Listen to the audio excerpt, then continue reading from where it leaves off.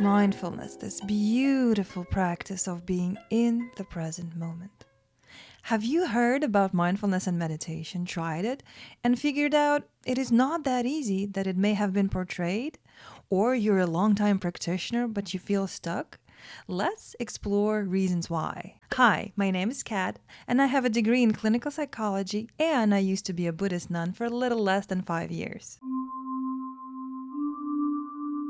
Let's set an imaginary scene, a peaceful Buddhist monastery, green grass, vibrant flowers bathe in sunlight and rain. Visitors come feeling the weight of their daily struggles lift as soon as they arrive. Their shoulder drops, their breathing slows.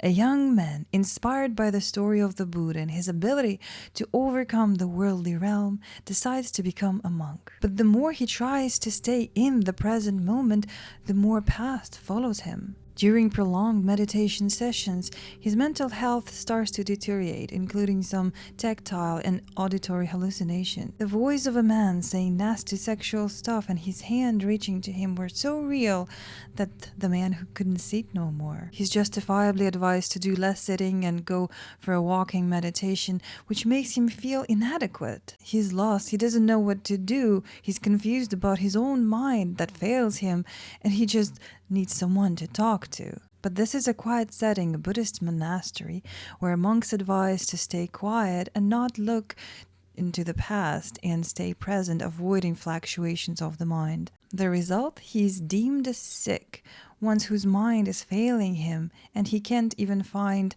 peace in meditation. What a failure! Have you ever felt discouraged or disappointed because you couldn't stay in the present? I noticed that one of the main reasons why people cannot stay in the present moment for a very long time is connected to this story. If you can stay in the present moment totally and fully for a desired period of time, wonderful. I salute you and your freedom from conditionality. But if you're like everyone else and you struggle to stay in the present moment, you direct your attention, you set forward your intention to just be, just stay aware and not doing anything, but your attention keeps falling off, keeps running away from you. Let's contemplate this. The word mindfulness came to us from Eastern practices, mainly Buddhism. And over there, in the language of Pali, it is the word sati, mostly translated as memory. Like, for example, we can even draw a connection with a Latin phrase in marana sati. Marana, death. Sati, to be aware of, to be mindful of, or to remember. Same as in memento mori. When people just start practice meditation, concentration of attention, or mindfulness in daily life, they start, if they're being truthful with themselves, they start to notice that their attention is very, very short-lived. For example, they decide to pay attention to the breathing during meditation, and it's very mindful. Breathe in, and oh yeah, you know what? And attention is already running away. Or for example, I decided to mindfully wash dishes, being aware of my hands movement. And I start to place my hand and washing. It's like, oh, this spot is very dirty and my attention is already somewhere off. When we get a little better with our patience and we're not getting distracted by that, by the fact that our attention runs away, we, for example, can sit in a meditation for half an hour, 1 hour, even more. But how many times does our attention run away? For example, again, I start breathing in and oh, my legs are numb. Oh, yeah, you know what? I need to do this and this and this today. Oh, no, I need to pay attention to my breathing. Oh, my back hurts. Oh, pay attention to the breathing. How many times our attention runs away somewhere, and this wavering of our concentration is not a constant flow. It's not a bad thing. It's a certain, I wouldn't say a level of concentration, but it's a practice. These are steps forward. But think about of exciting game or a scary thriller that doesn't let you go. You basically pay so much attention, you're so engrossed with whatever happening there that we're basically ignoring that our legs are numb, that we wanted to go to the bathroom for a very long time. So we do have this ability to have a concentration that can surpass even time and space. We are not aware of time passing, and we even forget the feeling of our body. So the body disappears in a sense. So we do have this ability to stay concentrated when outside is entertaining us. But when we try to just be present as it is, with the reality as it is, we don't have this ability. Why? Because we're so accustomed to run away. Let me show you with an extreme example the same thing, but it is easier to understand when conditions are very extreme. To know the full story, I would like to direct you to a video. You can follow the link somewhere up there.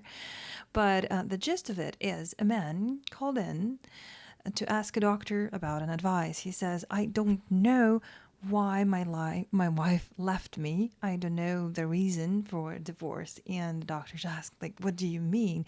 She obviously told you, you just didn't want to know, didn't want to listen, wanted to ignore her. And he admits that he has a trouble with dissociation. Sometimes when unpleasant conditions are happening, he just leaves the present moment and goes somewhere else. When he tried to ask his wife for a second time to explain the reason why she's divorcing him, he tried his best to stay present and to listen to her intently, but her voice started to sound so muffled that he couldn't understand. And again, he doesn't know, he doesn't remember, he forgot. Obviously, this level of dissociation refers to a very deep trauma, and the doctor, of course, advised him to take it very carefully, very slowly, and start to learn how to stay with unpleasant. So, this severe childhood trauma manifests as severe dissociation, this disruption of consciousness flow. And if we take this severe example and see that in all of us, we usually leave the present moment. How many fully aware people you have around you?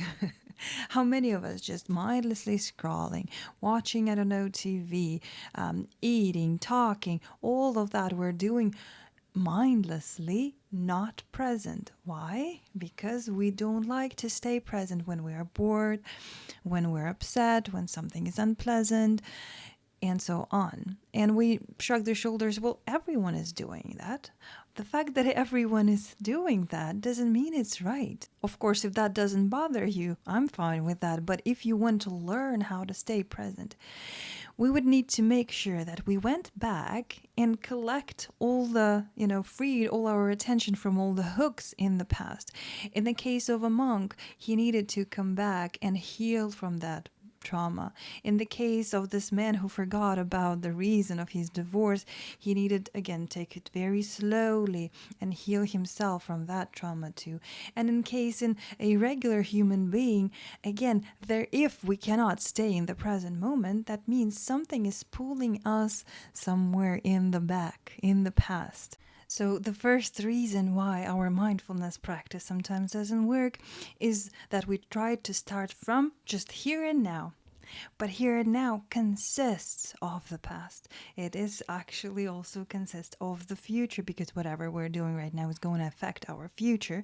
There is probably something that's holding us back, and we can revisit and free that space up to be able to be whole again. Because if we're whole, if we're united, if all those broken pieces in the past are not holding us back, then there is even no need to exercise our will to stay present. We're just whole, present, here. And let's be honest, it's easier to binge watch a show than just to stay 5 minutes with our breathing.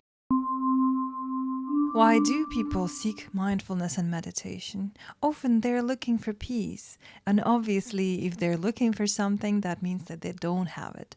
What do they have instead? Stress, anxiety, depression, and all kind of turbulence. And what do we want to do in that case? Of course, to escape, to run away from that. When I was a Buddhist nun, many people asked me questions about anger. They didn't know how to control their anger. They didn't know how to stop it.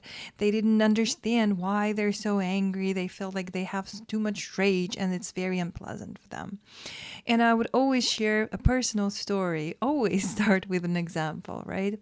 Before I became a nun, I was a calm person, introverted, contented with my solitude. And later on, after becoming a nun, I found myself in a situation in a very busy monastery in Taiwan, and I was surrounded by more than 20 Asian aunties. All the nuns over there were like 20, 30, 40 years older than me. With their best intention to take care, to provide, a foreigner with help, they helicoptered around me.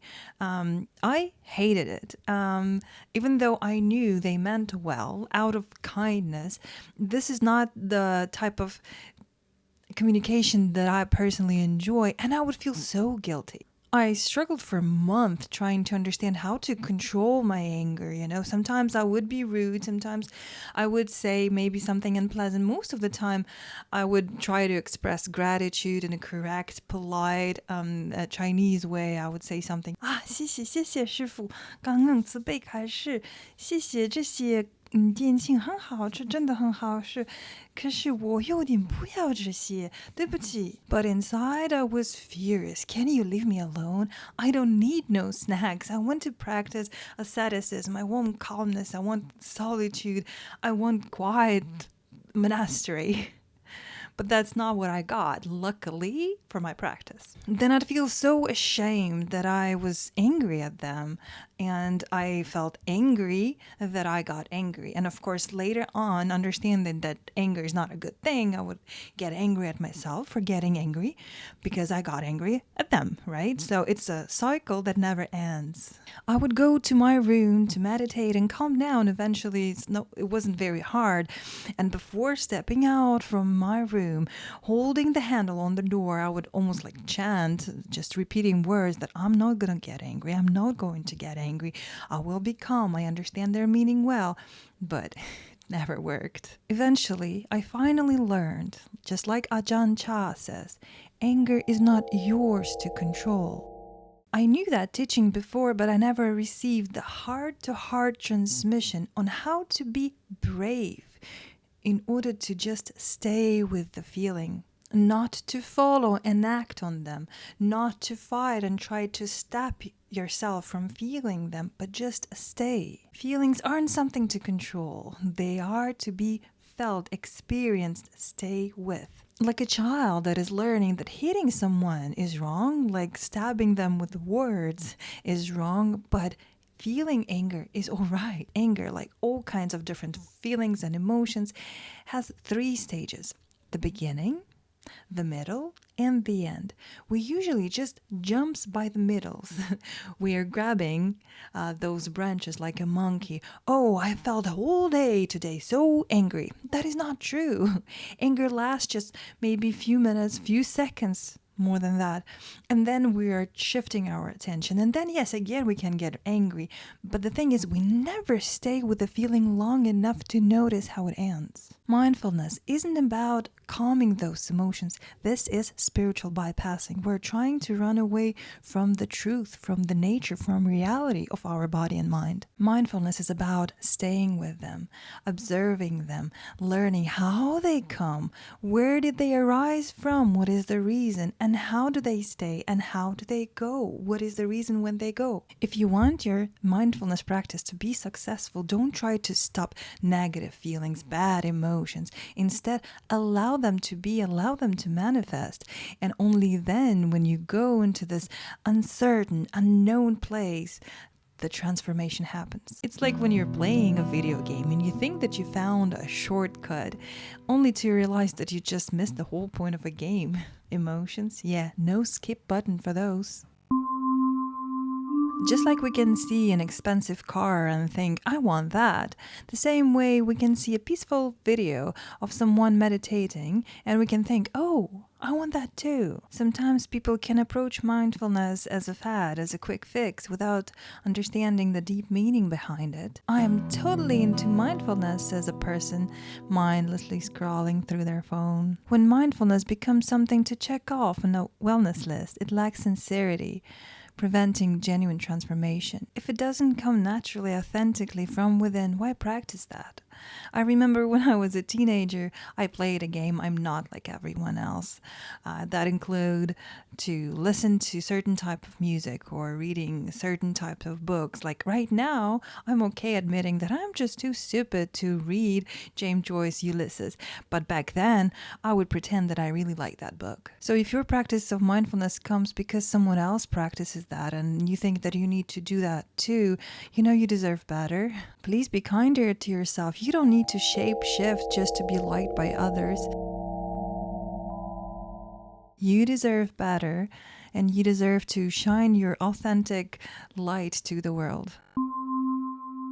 Many people get too attached to specific results of their mindfulness practice, wanting peace, happiness, and clarity. But mindfulness isn't about specific results, it's about accepting things as they are. And this attachment leads to a frustration when those expectations aren't met. Thus, we're missing the essence of mindfulness, which is accepting of what is instead of concentrating on what should be. I liked being a nun when you experience meditation in all kinds of different states. For example, today I hate meditation day. Next day, I'm killing it. Next day, I'm so sleepy I can't even open my eyes. And slowly, I got to detach myself from all those constantly changing conditions, and I stopped identifying with them, thinking that it's me who's practicing a meditation, that there's certain I who need to achieve something in meditation. Sitting through I hate meditation even for 5 minutes is way much more beneficial of a whole hour of I'm killing it meditation. Expecting instant enlightenment after practice of mindfulness and meditation is like checking constantly a seed that you just planted and expecting it to grow into a tree immediately. Spoiler alert, trees and mindfulness and meditation practice take time. So if you're waiting for that Zen moment after a certain period of meditation, well, you might as well get a snack. Do you know someone who goes to a gym once or a few times a month but talk about fitness as if they're a guru? Yeah, in the same way, practicing mindfulness only when it is convenient is not going to give you those mental muscles. Mindfulness cannot be isolated from daily life. If one just practices mindfulness during short periods of time, which is a great start, but doesn't carry that practice into all kinds of interactions, emotions, his experience or her experience become fragmented. The real benefit of mindfulness comes from integrating it as a default mindset of observing, of accepting, of allowing things to arise within and observing them and staying with them, rather than a technique to be performed at a certain time. I was that one kid who never smiled in the pictures, taking life so seriously. I remember one time in a monastery when for some reason, we had fireworks there. I was sitting there grumpy thinking, we came here to meditate, not to have fun. Well, trust me, believe me when I tell you, you gotta have some fun. Play with the practice, enjoy it, be curious, make it fun, be free-spirited. Sometimes our mind is getting too bored with our own self. That's why it wants to run away from present moment. When you're so focused on mindfulness that you even forget to laugh at yourself, that's when you know you gotta lighten that up. If the Dalai Lama can crack jokes about practice, so can you. First of all, you're doing amazing. You're thinking about practicing mindfulness. You tried it and you want to make it better. Be proud of yourself. Then, if you tried it and it didn't work, don't blame yourself, darling. It's not supposed to be easy. Enjoy the practice and it will grow on you. And in the end, don't worry if your mindfulness practice doesn't look perfect. No one is sitting there grading your practice. Just keep practicing, laugh at the bumps, and enjoy the ride.